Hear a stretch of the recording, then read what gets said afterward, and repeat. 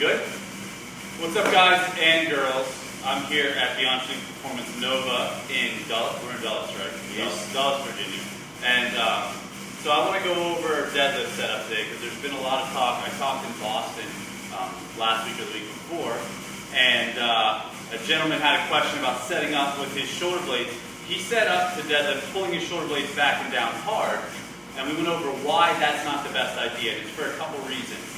You can't set optimal tension throughout your entire body, and it shortens your arms relatively, so it makes your leverage worse.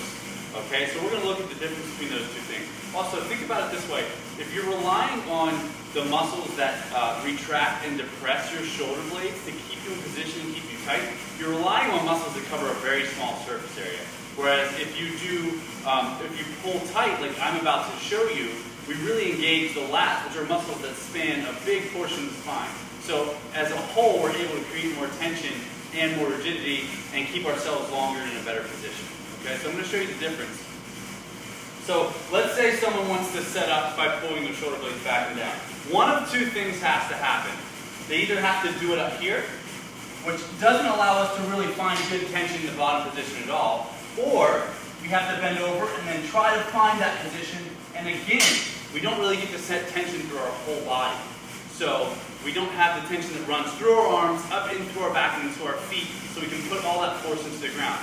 If we're here with that depressed position, I can move my hips pretty much everywhere, anywhere I want. And my shoulder blades are starting to move already as soon as I pull into that position, right? So we're losing any position that we've developed, so our energy is dissipating in a way that we don't want it to, and we can move our hip position. So we're not optimally in the right position to drive into the ground and lift the ball. But if we pull ourselves tight by standing up tall, bending over, grabbing the bar, breaking it with torque, and pulling ourselves down to it, our lats engage, we go to a position where we can't really move our hips all that much, but we can push and stand straight up. Okay? So if we're thinking about our shoulder blades, we're really getting too idiosyncratic about the movement. It's simple. You pull yourself tight, you pull yourself long, you get tight, you push the floor away.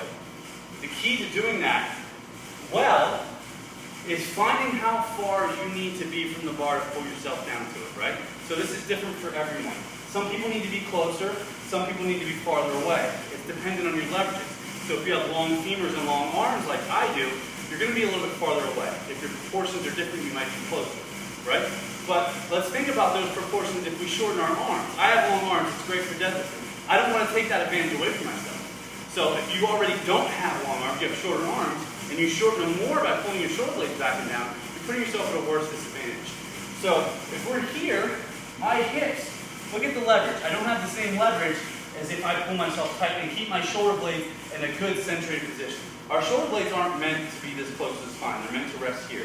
So let's keep them there. Let's get them where they can function well and keep them tight, right? So if I'm here, I have a bad leverage point. As soon as I go to lift with any appreciable kind of weight, I'm going to move anyway. I'm going to lose my position. I'm not going to be in the optimal position to drive.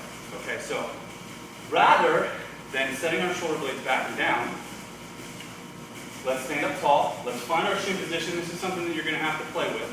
Mine's typically about 2.5 to 3 inches away. Bend down. Pull yourself to the bar and pull tight. As you're here, pull the bar back into your body, push the floor away and stand up.